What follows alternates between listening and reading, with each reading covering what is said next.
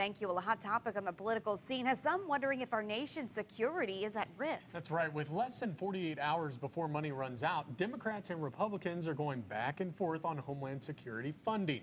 KAGS HD News reporter Tashara Parker shows us how the outcome of the funding decision may have an impact nationwide, but not so much for some who receive federal funds here in the Brazos County. Congress has less than 48 hours until the Department of Homeland Security funding runs out, a topic that Homeland Security Secretary Jay Johnson says is an absurd conversation. It is even absurd that I have to spend a very, very large part of my work week simply defending paying our people to work. It's a tug-of-war issue between Democrats and Republicans that the Brazos County Department of Emergency Management, an organization that receives funding from the Department of Homeland Security, is all too familiar with. This federal budget thing has happened, maybe 5-6 times over the last 7 or 8 years.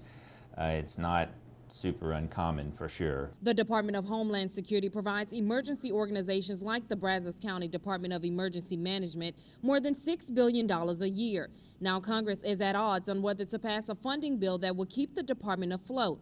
The Brazos County Department of Emergency Management receives nearly $80,000 from Homeland Security, but Frazier says the additional funding is something the organization has learned not to depend upon. The money is typically 6 months to a year after we spend it before we get reimbursed for any portion of what we spend anyway, so it's not real critical to our actual daily operation around here. While budgeting concerns may not be that big of an issue in Brazos County, it's important to remember that some of our neighbors could be affected.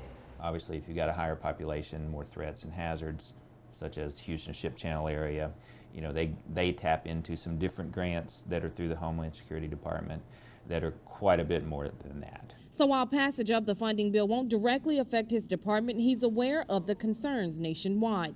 In Bryan, Tashara Parker, KAGS HD News. It is important to note that even if the Department of Homeland Security does shut down, more than 80% of the department's 240,000 employees will still go to work because their jobs are deemed essential to the nation's safety.